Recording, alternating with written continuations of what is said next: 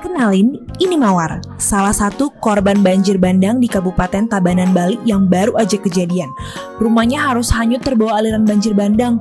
Kasian ya Mawar. Kalau ini Melati, CEO startup baru Samsantech, mau bikin alat pendeteksi barang tapi modalnya butuh miliaran. Mana tabungan cuma 0%. Aduh, gimana sih ini Melati? Yang satu ini Sakura, pengen buka bisnis tapi nggak punya modal yang cukup. Padahal idenya keren-keren banget. Coba aja tuh lihat tote bag-nya. Keren kan? Ini dia, seru nih. Jiwa wirausahanya gede banget. Makanya sekarang lagi cari-cari pinjaman buat produk usahanya. Soalnya dia sama-sama kayak Sakura, modalnya belum cukup. Aduh, kasihan banget sih Seruni. Nah, keempat bunga ini lagi bingung nih. Apa ya solusi dari masalah mereka? Masa nyarinya pakai mencuri atau minta duit orang tua? Jangan dong, nanti jadi beban keluarga. Yang parahnya bisa digebukin masyarakat. Mending gak usah aneh-aneh deh. Udah tahu crowdfunding belum? Hah?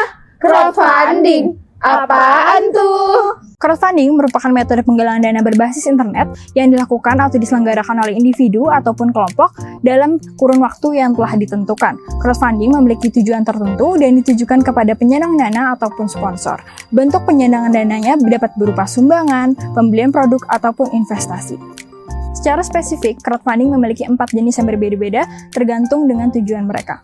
Seperti contoh pada kasus Mawar, Melati, Sakura, dan Seruni, mereka memiliki kebutuhan yang berbeda-beda, sehingga jenis-jenis crowdfunding tersebut dapat diaplikasikan sesuai dengan kebutuhan mereka. Jadi kalau misalnya untuk kasus si Mawar ini itu bisa menggunakan crowdfunding berbasis donasi. Jadi crowdfunding berbasis donasi, tujuan pendanaan ini adalah untuk menggalang dana yang didasarkan dari hati nurani dan juga sosial dari pemberi dananya. Kalau misalnya kamu ingin berpartisipasi dalam crowdfunding jenis ini, bisa banget dilakukan di beberapa platform tertentu. Seperti Kitabisa, Benih Baik, Lindungi Hutan, WeCare.id, dan lain sebagainya. Oke, jadi untuk si Melati itu bisa menggunakan crowdfunding berbasis ekuitas. Nah, crowdfunding berbasis ekuitas ini itu cocok banget untuk startup ataupun bisnis-bisnis menengah yang membutuhkan dana besar. Nah, kayak Melati nih yang membutuhkan dana sampai miliaran.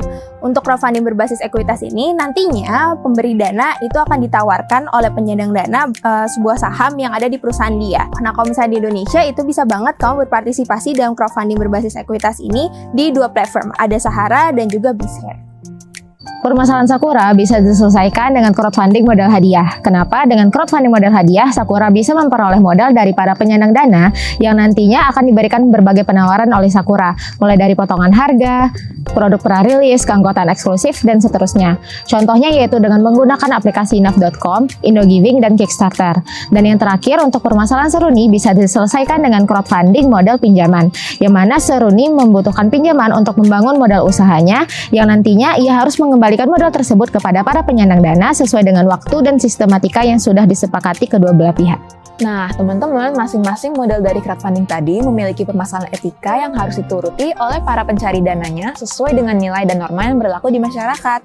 Seperti yang pertama, crowdfunding berbasis donasi sangat rentan terhadap permasalahan penyalahgunaan dana yang dialokasikan untuk keperluan atau keuntungan pribadi, seperti liburan, pembelian handphone, ataupun penggunaan harta pribadi lainnya. Lalu, kalau crowdfunding berbasis hadiah memiliki permasalahan etika seputar produk, di mana misalnya produk yang dikirimkan tidak sesuai dengan apa yang dijanjikan, manipulasi penggunaan dana yang seharusnya digunakan untuk keperluan produk, pembatalan proyek produk secara sepihak, ataupun pengiriman produk yang dilakukan secara terlambat.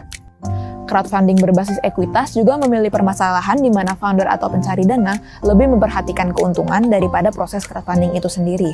Maka dari itu dibutuhkan sebuah instrumen undang-undang ataupun asuransi yang dapat mencegah dan menanggulangi hal-hal tersebut. Etika juga berlaku untuk crowdfunding berbasis pinjaman yang bakal dilakuin sama Seruni.